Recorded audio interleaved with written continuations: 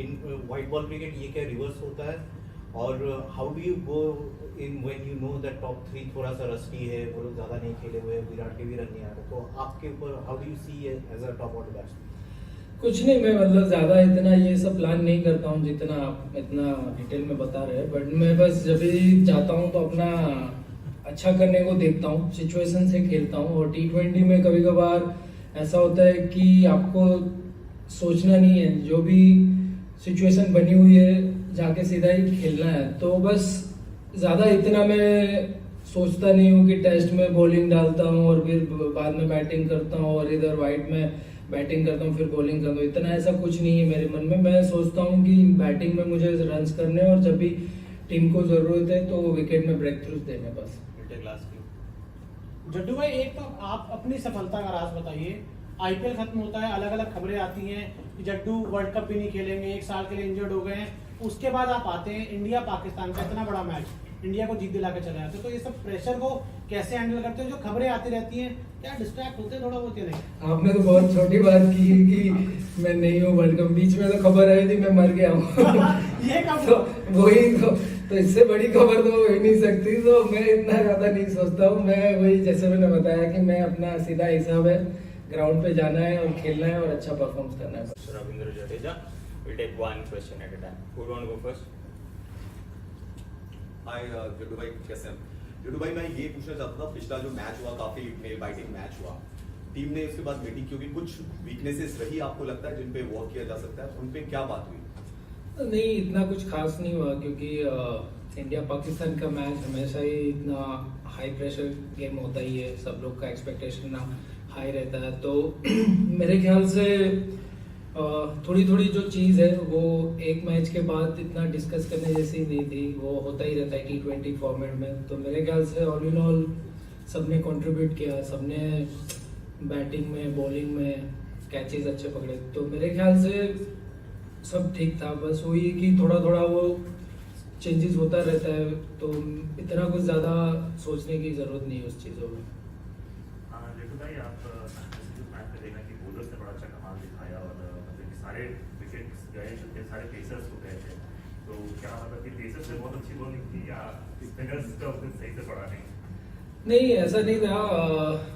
Spinners ने भी अच्छी डाली, बट कभी कभी होता है कि आप अच्छी बॉलिंग डालते हो, विकेट नहीं मिलती, और कभी कभी फास्ट बॉलर इतना अच्छे बॉल नहीं डालते बट विकेट मिलती है। तो T20 फॉर्मेट वैसा ही है, फास्ट बॉलर को फुल टॉस में विकेट मिल जाती है, स्पिनर्स को छोटे बॉल पे मिडल नहीं होता, विकेट मिल जाए, ऐसे ऐसे होता रहता है। तो एज ए बॉलिंग यूनिट सबने अच्छा बॉल डाला, और जब जब हमें विकेट चाहिए था तभी फास्ट बॉलरों ने विकेट दिया, हार्दिक ने ब्रेक थ्रूज दिए, भुवी ने लास्ट में 1 ओवर में 2 आउट किए। तो मेरे ख्याल से सभी ने कलेक्टिवली अच्छा परफॉर्मेंस किया। जैसे स्पिनर्स को विकेट नहीं मिला था बट उनका काम था जगह पे एरियाज पे रन लीक नहीं करने, क्योंकि कभी कभी ऐसा हो जाता है कि 15-20 रन अगर आप ज्यादा दे देते हो तो वो भी आपको भारी पड़ सकता है। ऑलराउंडर बतौर एक ऑलराउंडर थोड़ा प्रेशर बढ़ जाता है ऐसे टूर्नामेंट में, और आगे जब वर्ल्ड कप है क्योंकि बॉलिंग से भी करना है और जब ऐसे कोई क्रूशियल मोमेंट आते हैं तो बैटिंग से भी करना है। तो बतौर एक ऑलराउंडर आप हार्दिक एक प्रेशर थोड़ा बढ़ जाता है इंडिविजुअल? प्रेशर तो हमेशा रहता ही है, आप इंडिया के लिए खेलो तो प्रेशर तो रहना ही है, जब तक आप खेलोगे तब तक। बट हाँ, एक रिस्पॉन्सिबिलिटी लेके खेलना होता है बैटिंग बॉलिंग, क्योंकि कभी कभी बैटिंग ऐसी सिचुएशन में आती है जहाँ टीम फंसी होती है, वहां से आपको मैच जिताना होता है, कभी बॉलिंग भी वैसी सिचुएशन में आती है। तो मेरे ख्याल से वो भी एक अच्छा लगता है कि अंडर प्रेशर आप ज्यादा परफॉर्मेंस अच्छा करते हो और आपको एक सेटिस्फेक्शन मिलता है कि एज ए प्लेयर आप कॉन्फिडेंट मिलता है कि आपने अंडर प्रेशर में परफॉर्म किया है, तो आगे आने वाले मैचों में आप और ज्यादा अच्छा करते हो।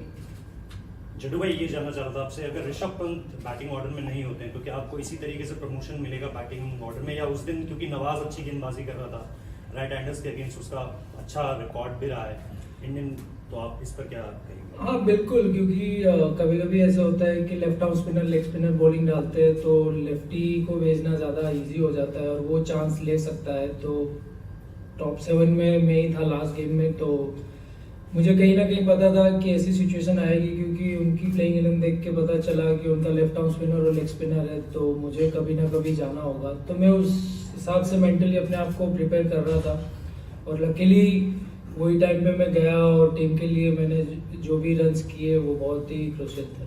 आगे के मैचेस में भी क्या ही कैरी फॉरवर्ड हो?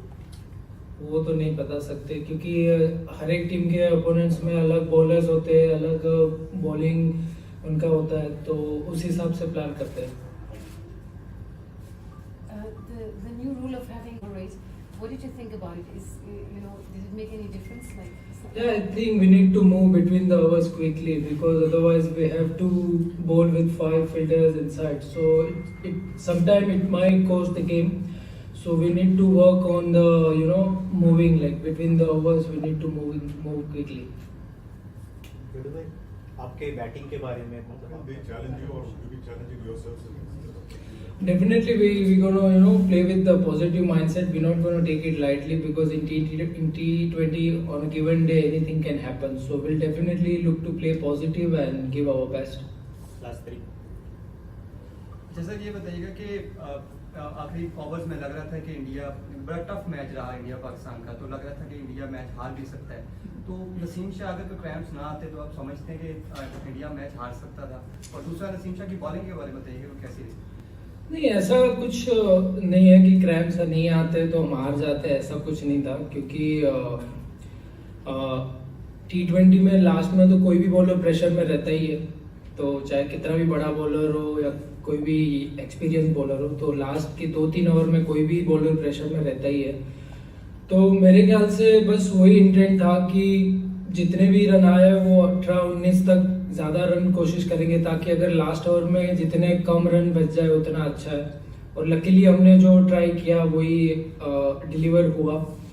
और नसीम साहब मतलब अच्छे यंग तेज बॉलर है, अच्छे, उनको पता है कि उनको कौन से एरियाज में बॉल डालनी है और कौन से बैट्समैन के अगेंस्ट क्या लाइन लेन डालनी है। तो मेरे ख्याल से उनके तीनों फास्ट बॉलर अच्छे थे, जो तीनों अच्छे एरियाज में बॉल डाल रहे, तो इतना ईजी नहीं था। Three of the 4 teams from here will go to the World Cup also. Probably the 4th will Sri Lanka in the qualifier. So mindset, what has been the conversation like with the team, about these 2 big events, Asia Cup and World Cup? Mindset would be like we look to play positive. As a team we try and give our best in each game, and we look to focus on each game. Game by game. We're not thinking too much far ahead about the World Cup. Still we are here, so we are look to play tomorrow against Hong Kong, and after that we don't know which team we're going to play against.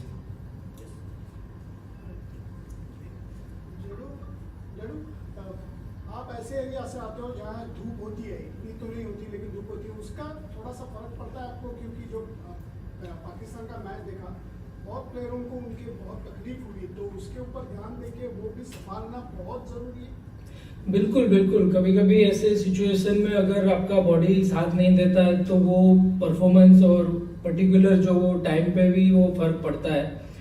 But हाँ, weather सबके लिए same है, ऐसा नहीं है कि कोई एक टीम के लिए अच्छा है और दूसरी टीम के अच्छा नहीं है। तो ये तो आपकी पर्सनल इंडिविजुअल प्रिपरेशन के ऊपर मायने रखता है कि आप इतना वेदर गर्म है तो आप कितना पानी पीते हो, कितना फ्लूइड इंटेक करते हो, तो वो सब चीज़ के ऊपर है, वो आपका पर्सनल आपका लुक आफ्टर है। तो मेरे ख्याल से एज ए प्रोफेशनल क्रिकेटर सब लोग ध्यान रखते ही होंगे, बट कभी कभी प्रेशर सिचुएशन में आपका बॉडी नर्वस रहता है तो उसकी वजह से भी क्रैम्प आने के चांसेस हो सकता है। जड्डू, ऋषभ पंत पहले मैच में नहीं खेले थे, तो टीम कॉम्बिनेशन को लेके फैसला था या कोई इंजरी कंसर्न है? ये बिल्कुल ही मुझे नहीं पता, ये मेरी बुक के बाहर वाला क्वेश्चन है। Thank you.